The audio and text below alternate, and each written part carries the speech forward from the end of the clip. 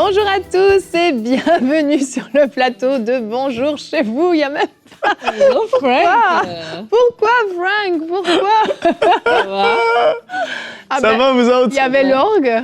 Et Ouais, là, il est maintenant, rentré dans la saison de la batterie. Hein. Ouais, c'est une courte saison. C'est une courte saison. J'espère que cette saison va s'arrêter à aujourd'hui.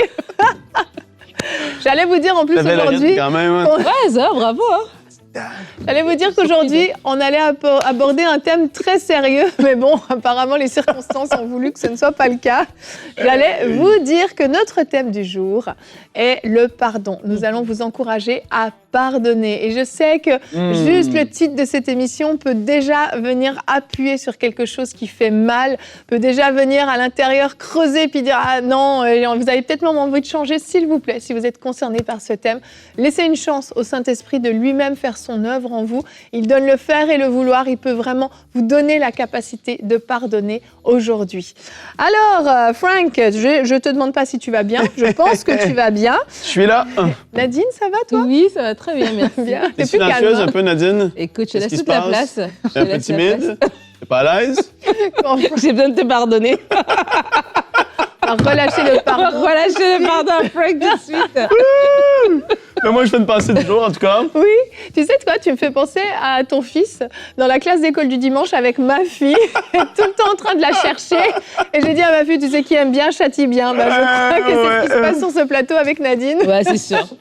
Sûrement. Donc oui, tu feras une pensée du jour, Frank, et Nadine, tu vas faire une rubrique conseil du coach. Tu vas nous dire comment pardonner de tout son cœur. Oui, on va regarder ensemble des petites clés que le Saint-Esprit va nous donner de pardonner de tout son cœur, parce que chacun d'entre nous, on est confronté à de l'offense, mais nous devons marcher dans le pardon. Et on va regarder tout à l'heure comment faire. Plusieurs clés?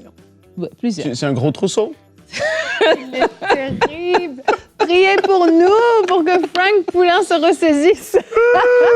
Je suis prêt, Evelyne. C'est en feu. Je veux juste préciser que hier, si vous n'avez pas suivi l'émission, nous étions avec le pasteur Chris Campion et on a parlé en fait de ces personnes qui nous ont tourné le dos à cause de notre foi. Si vous n'avez pas suivi cette émission, je vous encourage à la suivre. Et aujourd'hui, en fait, c'est une petite continuité. Parfois, il est nécessaire de relâcher le pardon à ces personnes qui ont pu nous offenser également à cause de notre foi. Et donc, on va tout de suite commencer après cette longue introduction avec notre pensée du jour. Donc, on parle de pardon aujourd'hui. Je crois que j'ai 4 points. 1, 2, 3, 4, 5 points à faire Bravo. en moins de 3 minutes. Et j'ai déjà perdu du temps. T'as vu? Et donc, j'y vais directement dans le pardon. Pardonnez pour être vous-même pardonné de la part de Dieu. Matthieu 6, versets 14 et 15. Je vais citer plusieurs versets qui nous parlent du pardon, juste pour établir le tout au début de cette émission et se rappeler certaines vérités qui sont profondes, vraies et même qui ramènent la crainte de Dieu, j'ai envie de dire, à quelque part, quand on lit ces versets. Matthieu 6, 14, 15, Jésus dit « Si vous pardonnez aux hommes leurs fautes, votre Père céleste vous pardonnera aussi. » Mais si vous ne pardonnez pas aux hommes, votre Père ne vous pardonnera pas non plus vos fautes. Là, tout de suite, ça fait « wow ». Je ne sais pas pour vous, mais je me dis, c'est très sérieux. C'est un verset à ne pas prendre à la légère, mais de se dire, il y a une réalité qui est là. Si je veux que Dieu me pardonne, je dois moi-même pardonner. Deuxième chose que je veux voir, c'est pardonner même si la personne a tort et ne reconnaît pas les fautes qu'il ou elle a fait. Vous pardonnez quand même. Ça, c'est important, parce que beaucoup vont s'arrêter à ça, vont se dire, il ou elle ne reconnaît pas ses fautes et donc je pardonne pas, je refuse de pardonner. C'est quelque chose de dangereux. Ici, on va le lire ensemble dans Colossiens 3, versets 12 à 14. L'apôtre Paul qui parle maintenant, « Ainsi donc, en tant qu'être choisi par Dieu, saint et bien-aimé, revêtez-vous de sentiments de compassion, de bonté, d'humilité, parce que oui, ça va demander de l'humilité souvent lorsqu'on va devoir pardonner, de douceur, de patience. Supportez-vous les uns les autres, comme Nadine le fait ici vis-à-vis de moi. C'est une blague. Supportez-vous les uns les autres. Et si l'un de vous a une raison de se plaindre d'un autre, pardonnez-vous réciproquement, tout comme Christ vous a pardonné, pardonnez-vous aussi. Et Christ nous a pardonné alors qu'on était coupable. Il aurait pu dire non, je refuse, mais il a fait. Et il a fait et accompli ce qu'il a accompli, et il nous pardonne gracieusement, même si parfois, justement, oui, on a tort, etc., on a fait des choses qu'on n'aurait pas dû faire, il choisit de pardonner quand même lorsque son nom est invoqué. Combien de fois je vais pardonner? Évidemment, Jésus l'a dit. Alors Pierre s'approcha de Jésus dans Matthieu 18, 21, 22. « Seigneur, combien de fois pardonnerai-je à mon frère lorsqu'il péchera contre moi? Est-ce que ce sera jusqu'à 7 fois? » Pour lui, 7 fois, c'était déjà énorme. Et là, Jésus lui dit, « Mais je ne te dis pas jusqu'à 7 fois, mais jusqu'à 70 fois, 7 fois. » Là, ça veut dire qu'il n'y a pas de fin. C'est pour dire qu'il n'y a pas de limite. Tu pardonnes tant que le pardon doit être accordé. Autre point, c'est un principe spirituel, Luc 6, versets 36 à 38. « Votre Père est plein de bonté. » Là, regardez Jésus ce qu'il dit. « Soyez donc bons comme lui. Ne vous posez pas en juge d'autrui et vous ne serez pas vous-même jugés. » Là, c'est intéressant. Il dit, « Gardez-vous de condamner les autres. À votre tour, vous ne serez pas condamnés. » C'est des principes ici qu'il est en train d'expliquer. Et là, il dit, « Pardonnez et vous serez vous-même pardonnés. Donnez et l'on vous donnera, on versera dans le pan de votre vêtement une bonne mesure, bien tassée, secouée et débordante. » On dit amen à ça, mais quand ça vient le temps de dire pardonnez, vous serez vous-même pardonnés, là, ça fait un peu plus mal. Souvent, on veut la bénédiction et tout ce qui est agréable, mais quand il y a des choses plus difficiles qui sont à faire, on va refuser et résister. Dernier point, j'ai fini. Les filles, j'ai fini.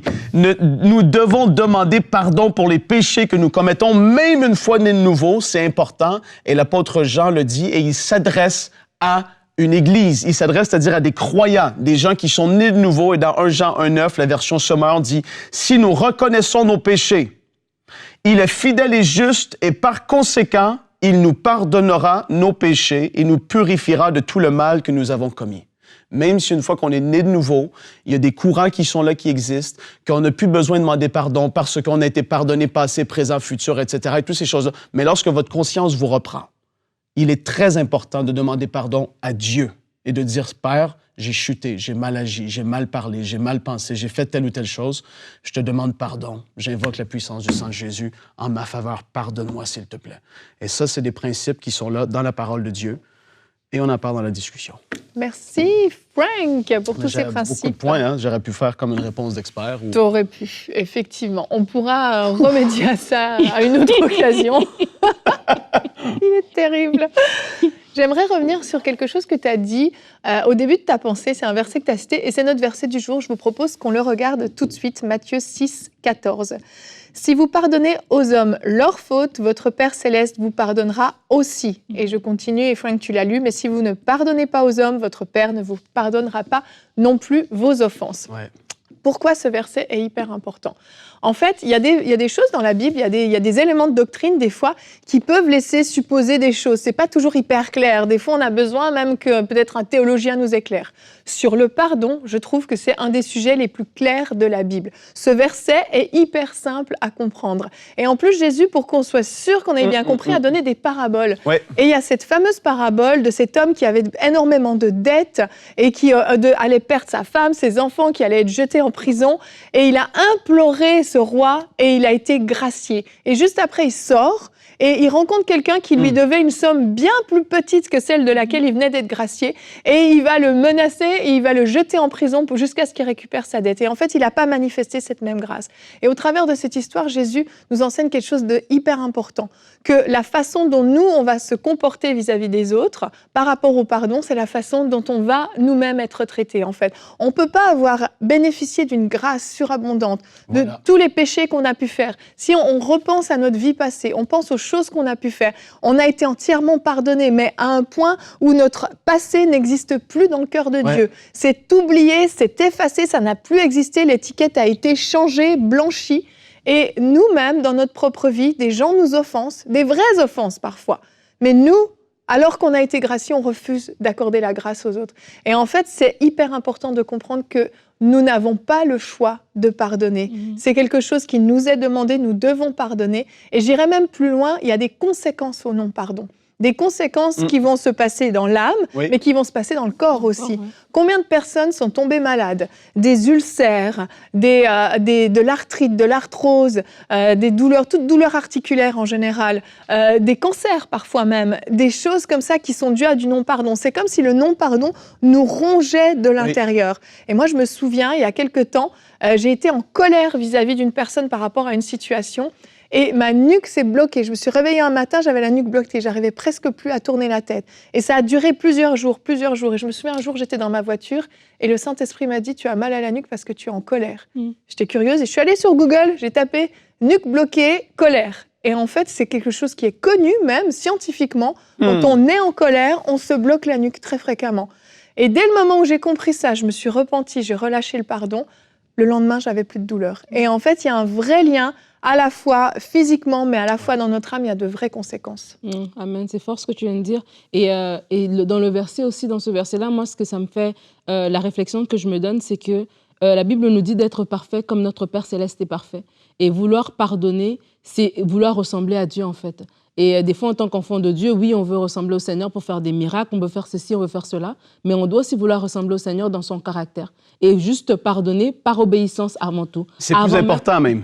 Je vais le dire comme ça, parce que là, tu as dit quelque chose d'important, là. Vas-y, Frank! Et là, je voulais le souligner tout de suite. C'est le caractère est plus important que le miraculeux, hein? Yeah. De ressembler à Christ dans son caractère, c'est la priorité pour tout enfant de Dieu. Continue, excuse-moi. Tu m'as coupé, là, c'est fini, là. Oui, c'est parce que c'est tellement important et tellement bon. Oui, c'est bon, OK. That's Donc, dans ma pensée, je revenais. Ouais. On doit obéir, on doit pardonner par obéissance. Voilà. C'est une demande que le Seigneur nous fait et c'est par obéissance. Et des fois, on ne comprend pas. Comme tu dis, par exemple, par rapport à la nuque et tout ça, tu as dû faire des recherches. Et j'invite vraiment des gens qui ne comprennent pas pourquoi ils doivent relâcher le pardon, mais qui se mettent d'abord dans la posture d'obéissance. Et après, parce que j'ai un cœur obéissant, le Seigneur va m'enseigner. Le Saint-Esprit va m'enseigner comme toi, tu as été obéissante. Mais quand Dieu t'a parlé, tu n'as pas résisté. Tu as obéi et voilà, tu as eu ce soulagement-là au niveau de ta nuque. Donc, c'est vraiment important, de pardonner par obéissance et de deux, pardonner par humilité. Parce que lorsqu'on est la personne qui a été offensée, c'est facile de voir l'offense. C'est facile de voir que Frank, il a mal agi. C'est facile de voir que Yveline m'a frustrée. Mais moi aussi, il y a des moments où aussi je frustre les autres, où aussi je peux avoir un écart de comportement, où aussi je peux avoir un manque de jugement. Et ce serait dommage, le jour où moi, je suis dans cette position de faiblesse, de ne pas recevoir cette grâce-là. Et des fois, lorsque on se pense trop haut, on a l'impression que, comme un peu dans la parabole de ces deux messieurs-là, de dire, non, mais moi aussi, je peux offenser les gens. C'est facile de voir, pourquoi il m'a fait ça. Mais moi aussi, il y a des moments où je peux offenser. Et lorsque j'ai offensé, j'ai obtenu la grâce. Et des fois, tu te sens tellement petit d'avoir mal agi que ça te fait du bien quand on t'offre ce pardon-là. Et donc, des fois, quand on retient les gens comme ça, on juge sur leur vie, oubliant qu'aujourd'hui, c'est eux, mais demain, ça peut être nous. Exactement. Et des fois, d'avoir cette humilité-là, déjà, disposer notre cœur à pardonner plus facilement, à comprendre comment l'autre a fait, pourquoi l'autre a posé cet acte, etc., etc. Il y a souvent, j'ai pas tout le temps, mais souvent, il y a des gens qui vont avoir de l'amertume, du non-pardon, vis-à-vis d'une personne, et cette personne-là va même pas le savoir. Oui.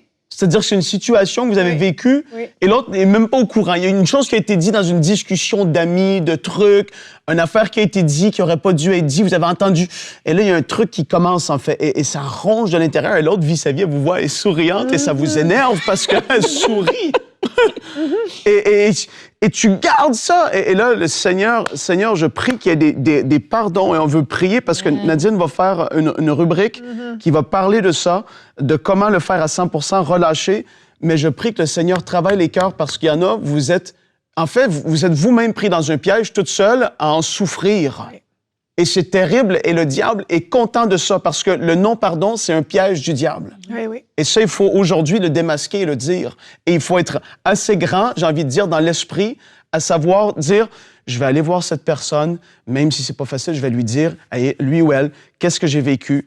Et je vais dire, ça m'a blessé, telle affaire, s'il le faut. Et peut-être que c'est même pas nécessaire, et qu'il faut juste d'aller la voir. Et ça peut être juste aujourd'hui, je choisis de pardonner. C'est fini. J'efface, j'oublie, j'en parle plus. Elle sait même pas qu'est-ce qu'elle a fait, mais je choisis de pardonner aujourd'hui. Et là, il y a quelque chose qui se passe. Comme tu dis, il y a un truc, il y a un malaise, il y a la conscience qui est là, la frustration, tout ça, ça part. Parce qu'il y a un choix qui est pris. Amen, amen. Et on va voir comment le faire concrètement, parce que parfois, ça paraît tellement difficile, comme plus fort que vous, je n'y arrive pas. Eh bien, on va voir dans la rubrique Conseil du coach comment pardonner de tout son cœur.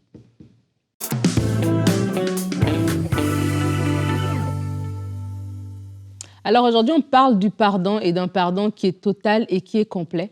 Et avant l'émission, je disais à Evelyne que c'était pas trop compliqué pour moi faire les points de cette rubrique parce que j'ai dû le vivre dans ma vie de tous les jours, de pardonner quelqu'un. Je crois que c'est pas exclusif à moi. Hein. Je pense que tout le monde dans nos vies, nous avons dû à un moment donné à rencontrer des situations d'offense. Des fois, c'est dans un cercle rapproché. Ça peut être notre époux, notre épouse, nos enfants et nos parents peut-être, des fois dans un cercle plus grand, des amis, des collègues de travail, peut-être même à l'église, notre pasteur, etc., les frères et sœurs dans l'église. Bref, dans les relations humaines, il arrive un moment donné où il y a des frictions, où il y a des malentendus, où il y a comme ça des gaffes qui sont faites et il y a du pardon qui doit être relâché. Mais des fois, il y a des situations plus difficiles. C'est pas pardonner parce que tu as pris mon stylo. Des fois, c'est pardonner parce qu'on s'était mis ensemble pour faire une affaire et tu as pris toutes mes économies, tu es parti avec tout mon argent. Peut-être c'est pardonner parce que voilà, tu m'as fait quelque chose qui m'a coûté, qui a des conséquences réelles dans ma vie. Des fois, il y a des pardons qui sont beaucoup plus lourds. Mais n'empêche, une offense reste une offense. Et dans le pardon plus léger, dans le pardon plus lourd,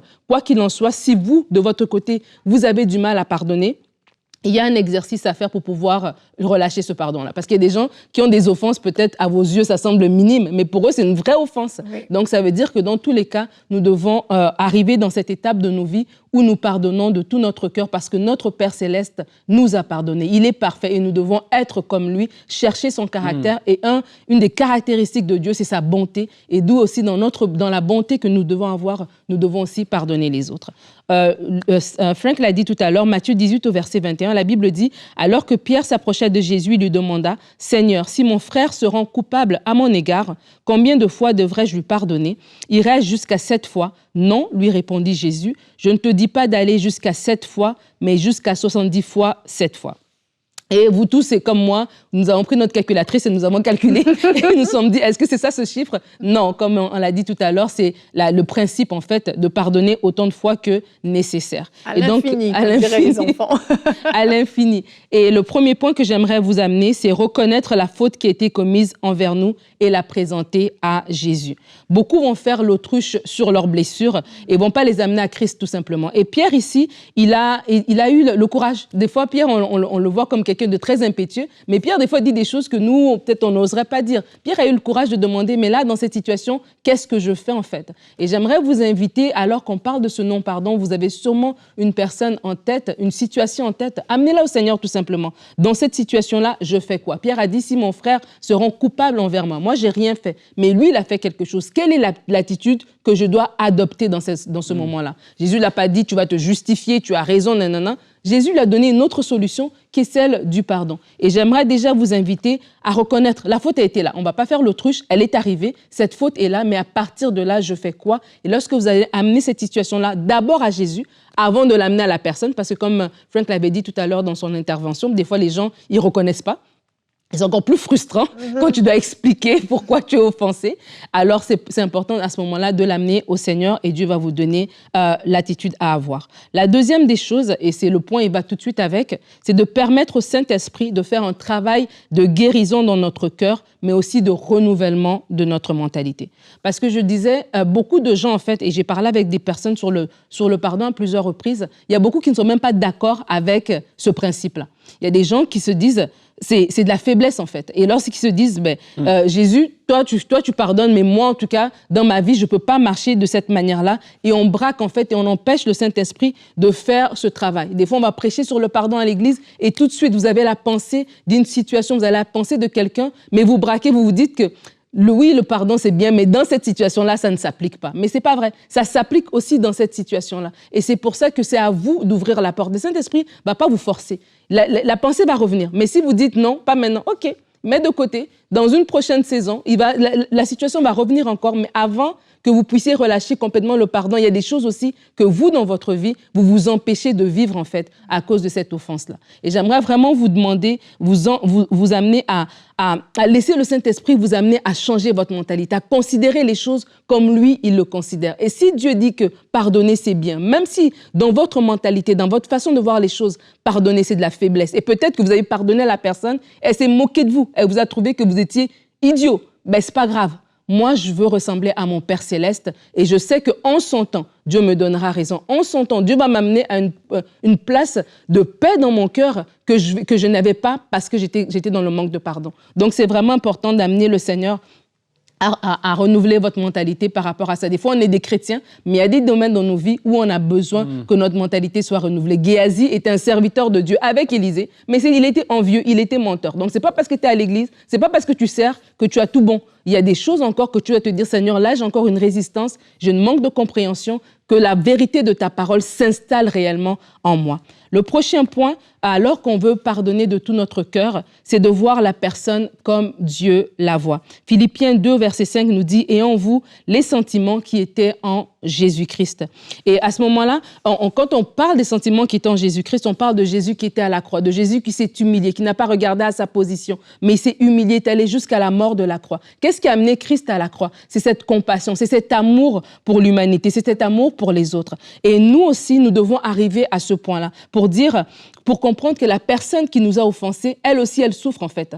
Et des fois, c'est les gens qui sont les plus blessés qui blessent les autres parce que c'est comme un mécanisme de défense qu'ils ont, ou des fois, c'est comme ça qu'ils ont appris. Ils ont appris à régler leurs conflits par des paroles dures, par des paroles méchantes. C'est comme ça qu'ils ont survécu jusqu'à aujourd'hui et c'est comme ça. Et on a été victime un petit peu de leur façon de faire. Et lorsqu'on laisse le Saint-Esprit travailler notre cœur et on arrive à les voir comme Christ les voit, on les voit avec amour, on les voit comme des personnes qui souffrent et ça nous aide aussi à pouvoir relâcher le pardon envers eux. Des fois aussi, il y a des oppressions. Il y a des gens aussi qui sont oppressés et qui sont téléguidés, j'ai envie de dire, par l'ennemi aussi. Et des fois, l'ennemi peut passer par quelqu'un pour nous blesser. Et donc, tout ça, ça vient vraiment dans le cadre de voir les gens comme Jésus le voit. Prochain point, ce serait de poser des gestes concrets. Je voulais mélanger actes et gestes. Ça fait des gestes. Poser des gestes.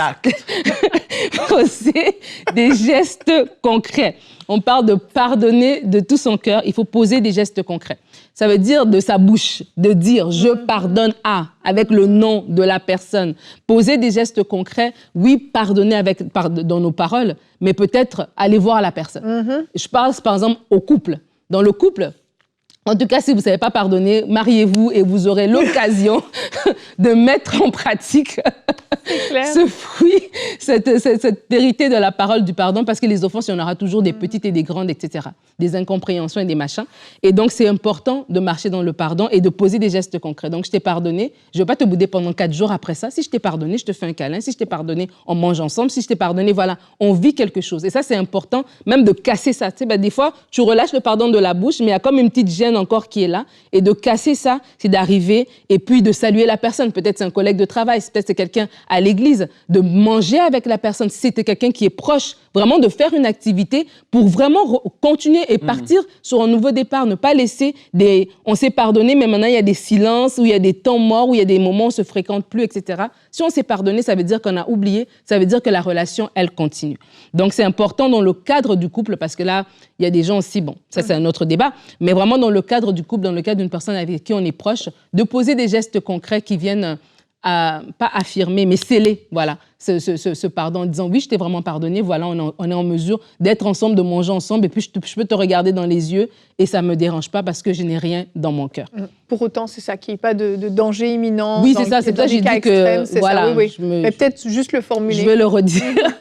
Alors, le pardon ne veut pas dire qu'on revient en proximité avec quelqu'un. Quelqu'un qui a tué votre frère, ben, c'est pas votre meilleur ami. C'est une personne dangereuse. Donc, je parle plus du couple. Dans le pardon, dans le couple, ça, ou des gens proches, on doit se mettre ensemble. Mais c'est sûr que si j'ai relâché le pardon par rapport à une personne qui est nocive et qui n'a pas changé, je ne veux pas me mettre en danger à continuer à la fréquenter. Le pardon ne veut pas dire que notre relation reprend où elle est, mais ça veut dire que moi, dans mon cœur, quand je dors la nuit, je n'ai rien contre la personne. Amen. Voilà. Merci. De rien.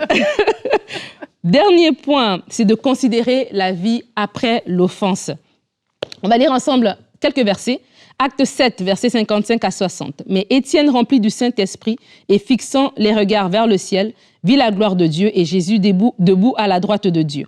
Et il dit, voici, je vois les cieux ouverts et le Fils de l'homme debout à la droite de Dieu. Ils poussèrent alors de grands cris et en bouchant leurs oreilles, ça c'est les gens qui persécutaient Étienne, ils se précipitèrent tous ensemble sur lui, le traînèrent hors de la ville et le lapidèrent. Les témoins déposèrent leurs vêtements aux pieds d'un jeune homme nommé Saul et lapidèrent Étienne qui priait et disait, Seigneur Jésus, reçois mon esprit. Puis, s'étant mis à genoux, il s'écria d'une voix forte, « Seigneur, ne leur impute pas ce péché. » Et après ces paroles, il s'endormit. Et en fait, quand je pensais à considérer la vie après l'offense, c'est pour vous dire en fait que votre vie n'est pas déterminée par cette offense. Et cette offense n'est pas la fin de votre vie. Étienne, ce moment-là, il est en train d'être tué. Il va mourir là. Et c'est comme, à un moment donné, il y a eu un détachement. Il ne voyait plus ces gens-là. Il a vu autre chose. Il a vu la gloire de Dieu. Il a vu qu'il allait être dans la présence de Dieu d'un moment à l'autre. Il a dit, Seigneur, pardonne-leur. Ne leur impute pas ça. Moi, je vais vers toi. Mais ne leur impute pas cette chose-là. Et j'aimerais vous inviter à considérer votre vie après l'offense. Considérez votre vie que vous êtes là en train de manquer de sommeil, en train peut-être d'avoir des ulcères, en train de manquer la paix parce que toute votre vie est concentrée sur cette personne qui vous a offensé.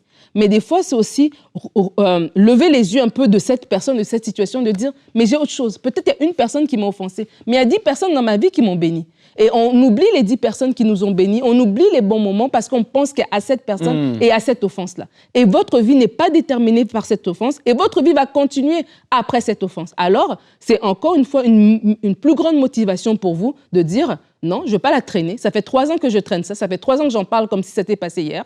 À un moment donné, Seigneur, guéris mon cœur. Et il y a un pardon qui vient, une capacité de pardonner qui vient, que c'est le Saint-Esprit qui vous le donne. Il y a un amour qui vient, la Bible dit que l'amour de Dieu se répand dans nos cœurs par le Saint-Esprit. Et de façon naturelle, peut-être, vous êtes arrivé à la limite de ce que votre intellect vous permet de pardonner. Mais Saint-Esprit vient me donner la capacité de pardonner, de relâcher pleinement cette personne-là, parce que je veux vivre des choses avec toi, parce qu'il y a un après cette offense-là. Et parce que aussi, lorsque vous êtes tellement dans l'offense, toute votre vie tourne autour de cette situation et vous oubliez toutes les bénédictions, toutes les belles personnes peut-être que Dieu a mis autour de vous parce que vous êtes focalisé sur cette personne-là. Et vraiment, je veux vous inviter. Il y a une vie après l'offense si vous décidez à partir d'aujourd'hui de pardonner. L'autre, c'est pas à l'autre de le faire. C'est malheureux, mais même si on est la victime et on est la personne qui a reçu ce mal, c'est notre responsabilité de le faire. Et l'Esprit de Dieu qui habite en vous vous donne la capacité. Comme Yveline l'a dit tout à l'heure, le vouloir et le faire. Dieu vous donne la capacité de pardonner. Alors prenez le temps sérieusement dans la prière, mais peut-être aussi un temps de réflexion avec un cahier, un papier, et prenez le temps de réfléchir sur ce thème du pardon pour réaliser à quel point votre vie va bénéficier le jour où vous allez décider de pardonner complètement. Merci Nadine, excellent, vraiment très très complet. Et j'avais à cœur de partager une petite information pour ceux, vous avez pardonné, mais vous avez pas pleinement encore ressenti la libération. Vous dites non, mais j'ai pardonné, je sais que j'ai pardonné, mais il y a comme quelque chose encore qui bloque en vous. J'aimerais vous encourager à bénir désormais cette personne. Il y a comme plusieurs étapes au pardon. Et la dernière étape, c'est d'être capable, comme disait Nadine, où cet amour de Dieu vient en vous, au point où cette personne vous a fait énormément de mal, mais vous êtes capable de prier pour elle, vous êtes capable de la bénir, vous êtes capable même d'offrir un cadeau, peu importe selon la proximité ou non que vous avez. Mais cette capacité juste de dire merci pour quelque chose, de souhaiter du bien à la personne, c'est comme une dernière étape qui va achever parfaitement cette guérison à l'intérieur de vous, qui va vous libérer complètement pour pouvoir enfin tourner entièrement la page et passer à autre chose. Dans tous les cas, le pardon est le meilleur choix, la meilleure décision que vous pouvez prendre, peu importe ce que vous avez vécu. Faites-le pour vous, pas pour la personne en face de vous. Faites-le pour vous-même. Prenez la décision de pardonner aujourd'hui. Et la semaine prochaine, mardi, je crois, on va faire une émission sur les blessures qu'on a pu avoir dans notre famille. Et j'aimerais vous encourager à pouvoir aussi suivre cette émission si vous êtes concerné par ce thème. Alors demain, on va retrouver le pasteur Chris Campion. Il sera à nouveau avec nous. Retrouve la motivation pour accomplir la vision. C'est un thème tout à fait différent, mais excellent également. Et il répondra à une question. J'ai beaucoup d'idées, mais je n'arrive pas à bout de mes projets. Que faire? Donc, on vous donne rendez-vous demain et bonjour chez vous.